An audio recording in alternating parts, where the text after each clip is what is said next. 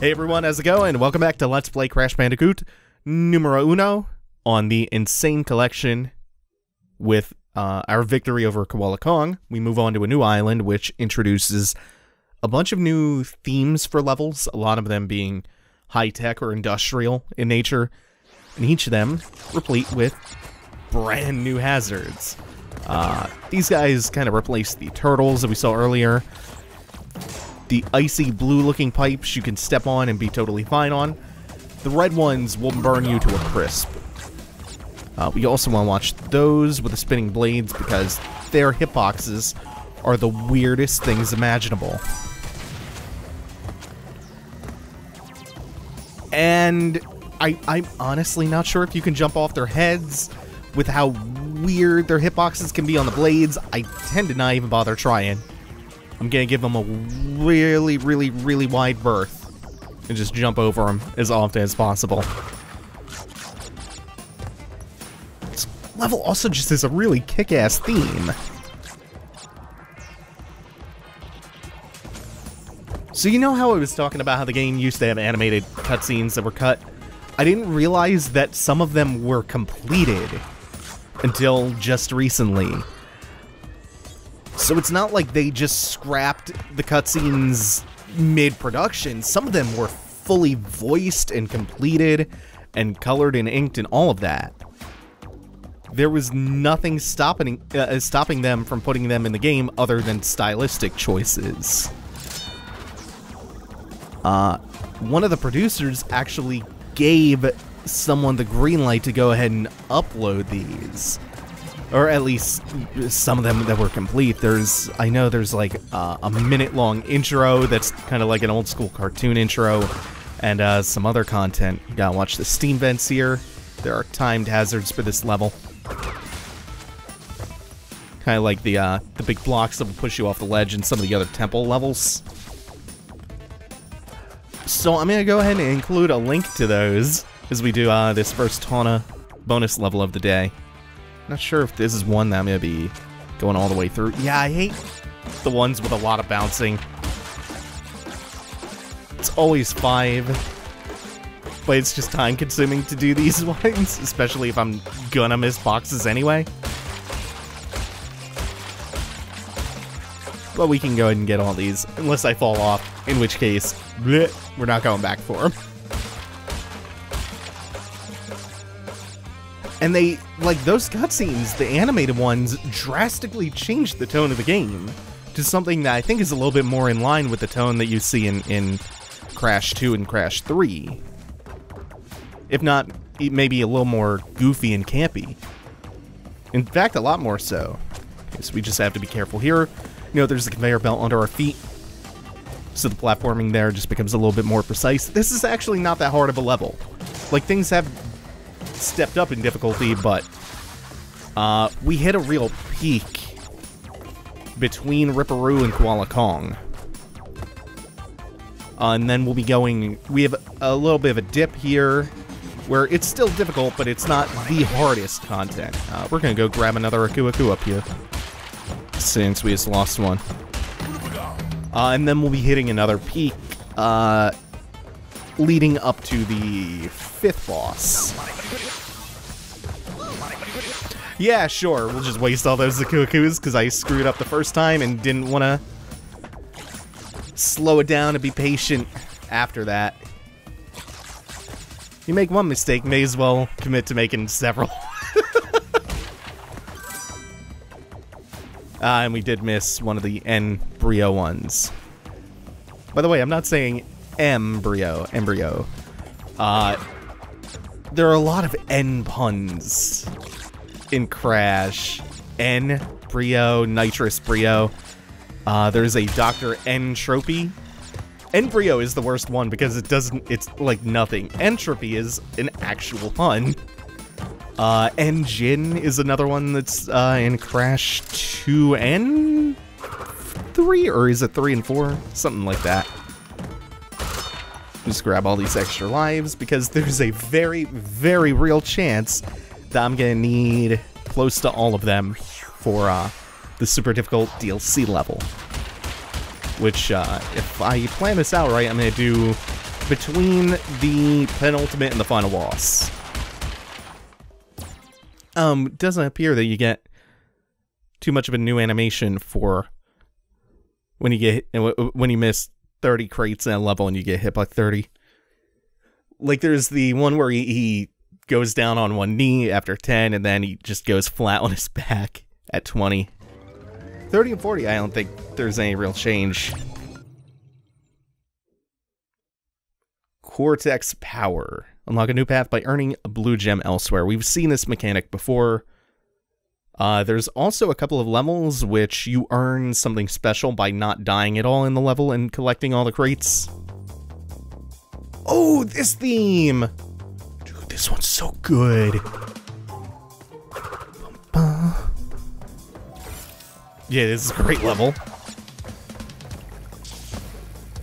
And it also introduces those Tesla coils, which surge electricity in an arc back and forth across it. So again, a timed hazard that you just have to watch out for.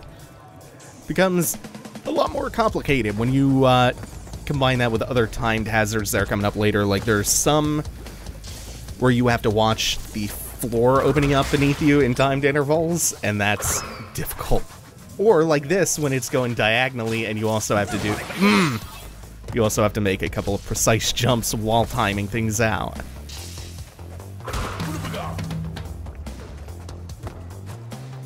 On either of these branching pathways,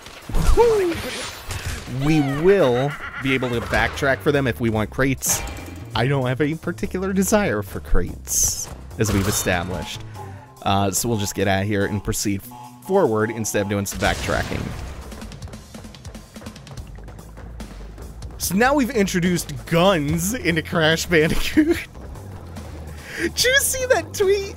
Someone talking about how they were rewatching Pinocchio and they got fucked up because he saw Gepetto sleeping with heat under his pillow? I'm like, wait a minute, that can't be true. I remember Pinocchio pretty well. There's a GIF attached, and sure enough, Gepetto jumps out of bed and pulls like a fucking blunderbuss out from under his pillow and starts waving it around. Oh, it's so messed up. Like, how dark is the Pinocchio world? The Pinocchio cinematic universe. Gepetto needs that self-defense blunderbuss. Oh, that's a wide hitbox on that, and that disintegrates you. Ooh, shit. And you see that hitbox? I wasn't even near it. Like, I would have jumped into it anyway, but that killed me real early. Yeah, the Pinocchio world is really dark. I remember the scene inside the whale at the end scaring the hell out of me when I was a kid. Need to be a little careful with this so I don't do the same thing again. Oh, at least we saw that animation. That's a really good one. You can also see Crash's... Ooh, no, no, no. You can also see Crash's boxers when he gets electrocuted. Turns into a spooky, scary skeleton. Ah! Okay. I feel like that should have killed me, but I'll take it. We take those. It's so scary. So scary feeling. Okay, we need to do this right this time. Oh no, it was this one that killed me. Okay, just don't try to jump to the side where it looks wide open. That's the mistake I made. Thought I would kind of fudge it. That's the end of the level, isn't it? Yeah, it gets really intense near the end. Oh no, there is this. Yeah, okay. I'm gonna miss crates anyway. Not potentially falling in acid for those.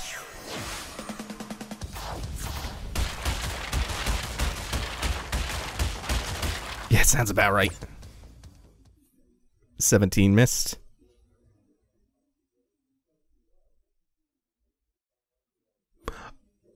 Oh, while I was going off on the Gepetto tangent, there's also... Oh man, this is more relevant to Cuphead, because there's a character who I believe is a reference to the shady casino guy from Pinocchio, that goddamn dirtbag.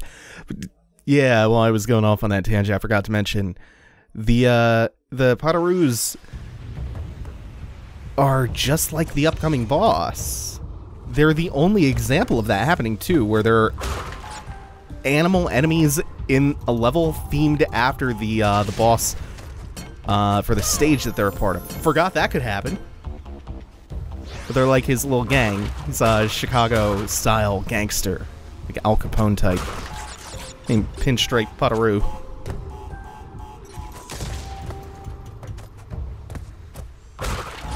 Also, you see Cortex mugging it up on the monitors back there? There's a slight difference between the Cortex you see on the monitor in the remake here and the one in the original. The one in the original has a mistake. Dr. Neo Cortex is supposed to have a big N emblazoned across his gigantic 5-head. In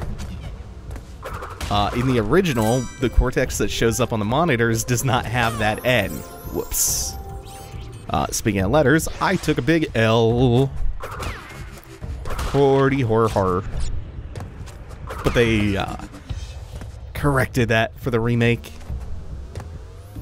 A lot of little changes like that. Oh, I don't like these jumps. Up and down and away from the camera is normally the best way to mess with my depth perception in Crash. Ah! Are you kidding? Why did I do that?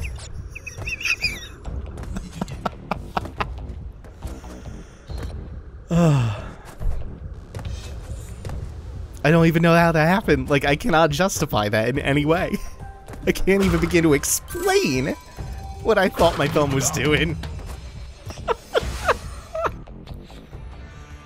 Oh, it's so good. It's so bad, but it's so good.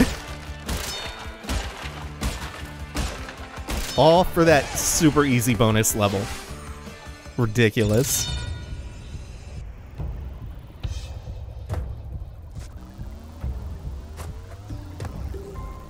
And the music that we get here, there is a melodic part for that. There is a melodic part to it, but it's way more atmospheric and moody, which you tend to hear throughout parts of the Crash 1 soundtrack. That's part of why I think the tone is so wildly different from the other Crash games. Like, it's still like goofy and very light, mostly. Wow, I landed on the edge, and before I could move, just slipped right off. Oh shit. Oh shit. You see where I am?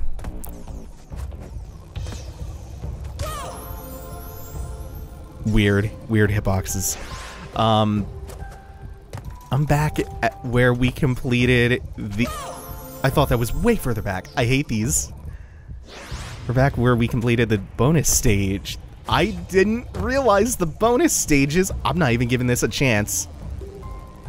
Because clearly this hitbox is huge, and that thing is not going as far back as I thought. I didn't realize the ton of bonus stages acted as checkpoints. That would have really saved me quite a few headaches, especially in Edge of Nowhere.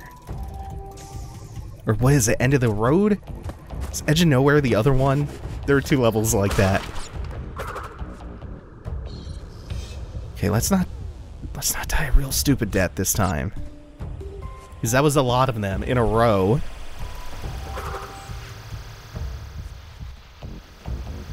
Even though the load times in the Insane Trilogy, or at least the Crash 1 on the Insane Trilogy, I'm not sure how Wrath of Cortex and Warped hold up on the load times. Even though the load times are long in this game, respawning after a death is lightning quick. Which, if you're going to make a difficult platformer, that needs to be the case. There is nothing worse than a hard platformer with long restart times. That's part of what makes Super Meat Boy so anti-frustrating. For as difficult as it is, the moment you die, you hit a button, you are immediately back at the beginning of the level. it is... there's so much immediacy to it. Also, I believe these will electrocute you if you run into them. Also, you don't have to wait for the platform there, and we can... Oh, hey, Pinstripe Potaroo. His face is emblazoned right across the door to the exit.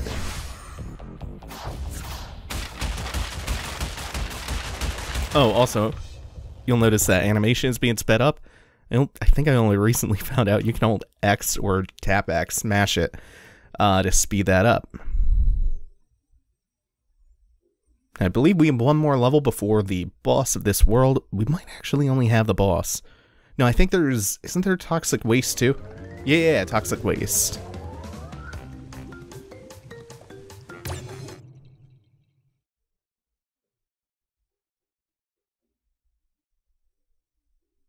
Yeah, this is one of the zero death levels. We've seen a few of these before. I don't know if I point out the loading screen explicitly telling you. Oh, this one.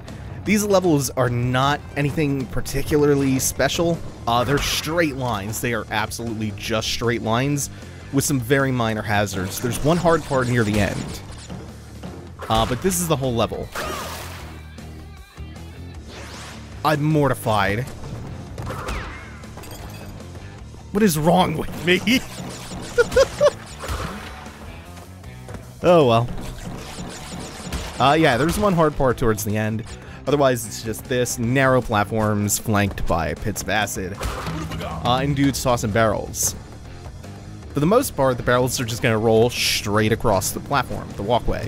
But, eventually, they're going to change this up, and the barrels are going to start bouncing, and that's where it gets a little tricky.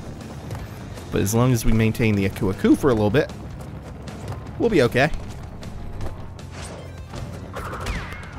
Also, a note about those guys. While they're tossing the barrels, just take a listen once we get back to one of them. Should be another one up the stairs here, and yeah, it took a little while for that barrel to start coming. Oh no, 2 sets of stairs with barrels. Ooh.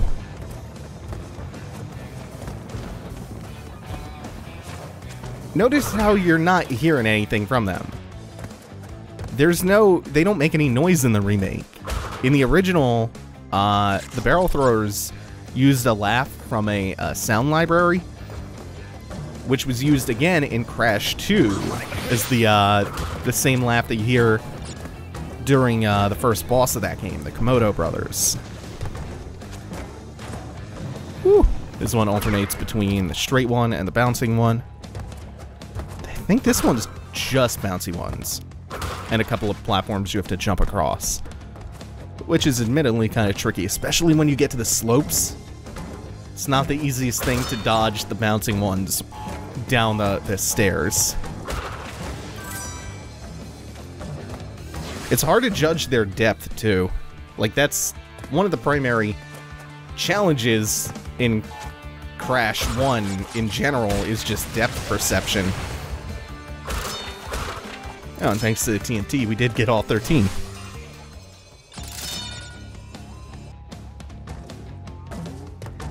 Oh, that's mean. That's real mean. I mean, at least that's a checkpoint. I know. Ah, whoops. I think I should have just let that bounce over me. But man, having that thing right next to you. Ah, yay, we saw that animation too. Yeah, that's a little tricky. Like I said, this is the last part, and it gets tricky near the end. There we go. Oops. Cool. We did it. Oh, and we didn't get a gem because we died. Nearly perfect, but you died.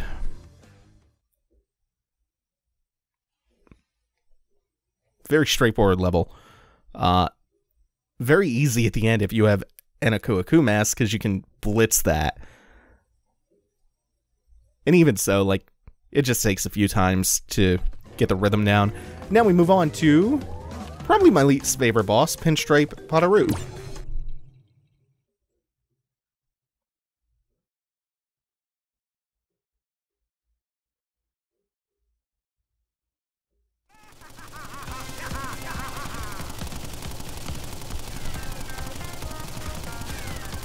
So I really like his room, the arena you fight him in. And his theme? I hate the fight, though. I was a little slow there. Usually you can either hit him while he's reloading, or sometimes his gun will jam after a couple sprays. Right now you can hit him. This is the whole fight, by the way. This is the entirety of the fight. You can hide behind the furniture on the left side of the room or the furniture on the right. And you just wait until he has to reload or until his gun jams. That's it. That's the whole fight. There's nothing else. Fuck this fight. It's boring. And he's a cool enemy, too. Like, he's a Chicago gangster. Potteroo. Oops. That was slow. And now the only difference is he starts jumping up on the table, too. There's his gun jamming. But, like, his gun jamming doesn't actually make a difference in this fight. Oops. I'm not gonna get to him fast enough. So I have to be on the right side now. Because his gun, I think, is always gonna jam on the right side at this point. And then for the last one, I think it jams while he's up on the table. Yeah. It's the most passive, kind of boring style of fight.